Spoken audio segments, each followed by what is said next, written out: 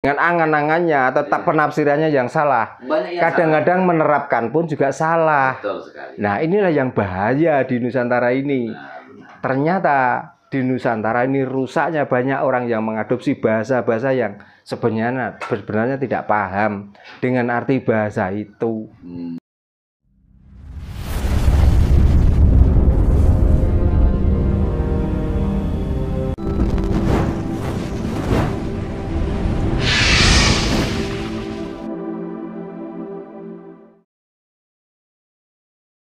Ya intinya semua mungkin bisa bercerita sesuai dari sumber-sumbernya masing-masing ya Pak. Nah dari situ kita nggak boleh saling membantah dan kita saling bertengkar, nggak boleh. Betul. Karena manusia rambut bisa sama hitamnya tapi pikirannya masing-masing gitu loh ya.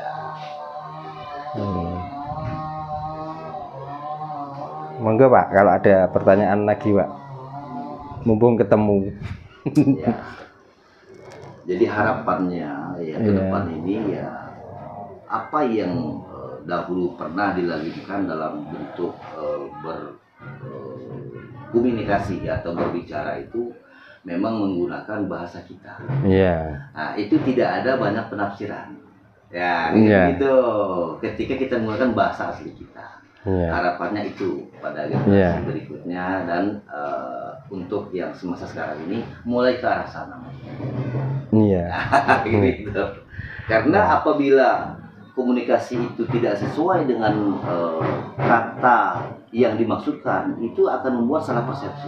Ya jelas. Nah, kan gitu. Karena setiap kata itu tentu akan mempunyai makna tertentu sesuai dari mana kata itu berasal. Ya. Nah, kan gitu Pak. Dan bentuk dari kata itu apa gitu. Ya. Nah, inilah untuk menyamakan suatu pandangan itu ketika tepat kata dan bahasa yang digunakan. Akan begitu Pak. Nah, makanya apalagi tentang kata dan bahasa ya Pak ya. Apakah kita itu kurang dari keindahan kata dan bahasa kita sendiri? Kadang-kadang kita tuh mengadopsi bahasa orang lain. Contohnya hanya satu benda padi. Ya, di saat masih ada kulitnya itu namanya gabah Pak. Di saat padi yang masih ada kulitnya nempel di pohon itu namanya pari. Coba. Di saat dikupas kulitnya dia menjadi beras.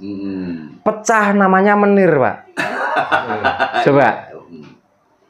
Terus di kulitnya ini kalau yang besar namanya dedek, yang lembut namanya katul.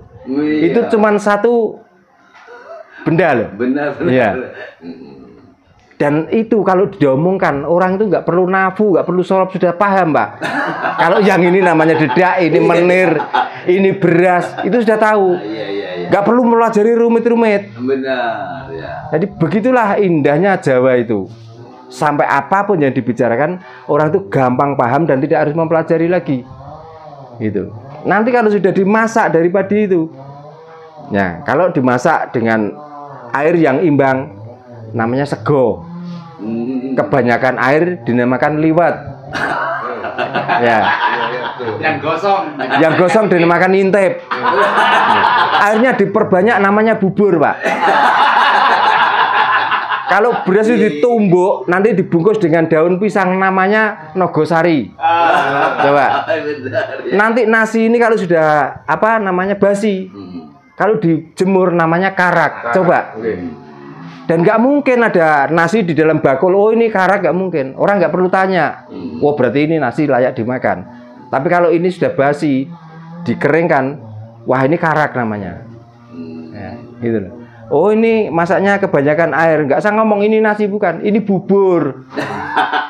Nah itulah indahnya. Jadi intinya tadi berarti ya setiap bahasa itu ya yang paling mengerti dengan kalimat itu atau setiap kata itu adalah yang punya bahasa itu sendiri. Yang punya bahasa itu sendiri. Selain yang bukan yang punya, mereka reka. Mungkin seperti ini. Jelas. Dan dari mereka atau dengan istilahnya itu dengan angan-angannya atau tak penafsirannya yang salah. Kadang-kadang menerapkan pun juga salah. Betul sekali. Nah inilah yang bahaya di Nusantara ini. Ternyata di Nusantara ini rusaknya banyak orang yang mengadopsi bahasa-bahasa yang sebenarnya tidak paham dengan arti bahasa itu. Itu loh. Kalau kita ngomong Sande Olo itu sudah tahu Pak, waktunya itu matahari kalau sudah mau terbenam. Kita nggak boleh melakukan apa-apa. Kenapa kok begitu? Karena di saat itu pantasnya kita sudah mandi. Panasnya sudah pakai pakaian. Tapi kalau masih mengerjakan pekerjaan itu kurang pantas. Maka dibilanglah Sande Olo. Jadi kita nggak perlu mengenal haram, nggak perlu mengenal haram dan halal. Kenalah Sande Olo, maka kamu akan selamat. Gitu loh. Mudah toh? Makanya janganlah mengadopsi bahasa-bahasa dari luar. Ini bahaya. Taunya kalau haram larangan, kalau halal diperintah, cuman itu. Yang larang dan merintah itu siapa? Gitu loh. Kalau membicarakan Tuhan, lah yang membuat dilarang dan diperintah itu Tuhan kok. Apakah kita kalau sudah perut kita sakit mau beol? Iya. Tetap kita tahan? Iya. Karena menunggu perintah? Coba. Kita bersama kotoran, tapi kenapa kita kadang ngeklaim diri kita itu suci? Coba. Nah inilah, ya karena belajar dari bahasa-bahasa orang yang tidak paham. Lah kita tuh sudah punya bahasa yang luar biasa. Gitu loh.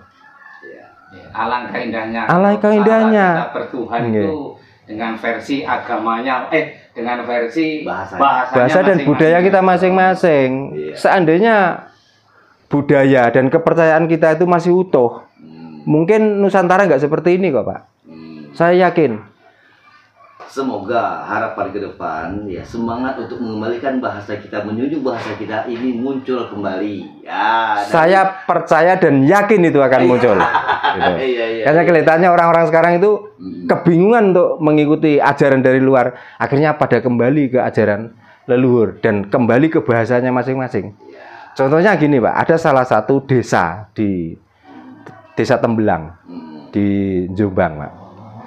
Itu yang dulunya karena menganut ajaran dari luar, bercocok tanam atau apa ya sudah, karena di situ sudah nggak memikirkan kehidupan selain manusia. Tapi setelah belajar dari Kapitan Jawa, akhirnya kembali ajaran itu dan budaya itu. Mau bercocok tanam, dia bersedekah dengan mengadakan bucengan, tumpengan, sesaji dan lainnya. Akhirnya orang-orang yang di sampingnya yang mau bercocok tanam dan lain sebagainya kan nggak semuanya orang itu sudah sarapan Pak. Tapi dikala ada yang membawa buceng, dikala ada yang membawa saji, orang-orang itu diundang. Akhirnya sekarang budaya itu sudah dikembangkan dan pertanian di sana semakin kuat. Dan orang sudah nggak bercocok tanam dengan sungguh-sungguh karena perut kenyang. Benar. Lah dulunya mau bercocok tanam disuruh tirakat, badan lemes, dan lain sebagainya. Akhirnya apa hasilnya? Malah hatinya kufur dengan melakukan seperti ini, kok tanaman malah nggak makmur, nggak bisa panen yang seperti diharapkan. Tapi dengan adanya bancaan, dengan adanya sesaji dan lain sebagainya, setiap mau mengerjakan pekerjaan tani itu perut kenyang, semangat. Yang dulunya katakan satu petak itu membutuhkan pupuk 4 sak katanya, sekarang cukup 2 sak. Sudah mampu untuk menghijaukan tanaman itu. Masalahnya apa? Karena perut kenyang, akhirnya ada rumput, ada binatang yang pemakan padi itu. Dia rumputnya diambil, binatangnya disingkirkan, nggak dibunuh Pak, disingkirkan, ditaruh di kali dan lain sebagainya. Dari situ. Tapi yang ajaran dulunya disuruh tirakat, disuruh meminta terus. Bertahun-tahun, dan sekarang 4 tahun setelah mengenal ajaran Jawa. Ini fakta Pak, saya nggak ngomong kosong, bisa dicek langsung ke sana. Dan tokohnya namanya Pak Sugeng. Dia selalu belajar di tempat saya ini. Sepertinya kalau saya melihat ya munculnya beberapa suku bangsa di tanah air ini tentu ya bisa berkembang begitu besar sampai kita rasakan sampai saat ini. Saya berpikir tentu ada pakem yang dipegang. Iya, Gitu. Iya. Kalau tidak ada pakem yang pegang erat, itu tentu sudah berantakan sejak awal. Ya dari awal, kan? Maka Nusantara pun nggak mungkin terbentuk. Nah kan gitu. Loh. Andai kata hari ini ya, pakem-pakem yang dari berbagai macam suku bangsa itu kembali mereka memegangnya masing-masing. Nah kan gitu. Saya rasa indah sekali. Ya di samping indah, moto dari Nusantara yang gemah ripahlo jinawi karto toto harjo ini akan terbentuk, Pak. Masalahnya orang itu sudah kehilangan pakem, Pak. Kalaupun dia memegang pakem, kadang-kadang untuk kesombongan diri. Karena saya sudah memegang pakem ini, jadi gampang untuk menyalahkan orang lain. Gitu loh. Ada yang memegang pakem, tapi akhirnya jadi peramal. Ini masalahnya. Ya karena orang Nusantara itu diakui nggak diakui, Pak. Otaknya sudah terjajah loh, Pak. Otomatis. Makanya saya sering ngomong, kalau zaman penjajah Belanda, Jepang waktu itu, yang dimusuhi itu fisik.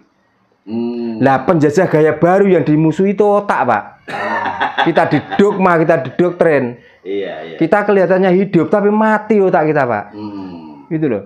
Bahkan sampai yang namanya setan saja itu diajak memusuhi. Karena yang saya tadi omongkan tentang sesaji, tentang bancaan, itu kan seolah katanya memberi makan setan. Nah, kalaupun itu memberi makan setan, kan betapa indahnya hati orang-orang Nusantara. Bahkan makhluknya Tuhan yang namanya setan kita membantu memberi makan. Apalagi manusia sama manusia. Kan ajaran yang luar biasa sebenarnya. Betul sekali.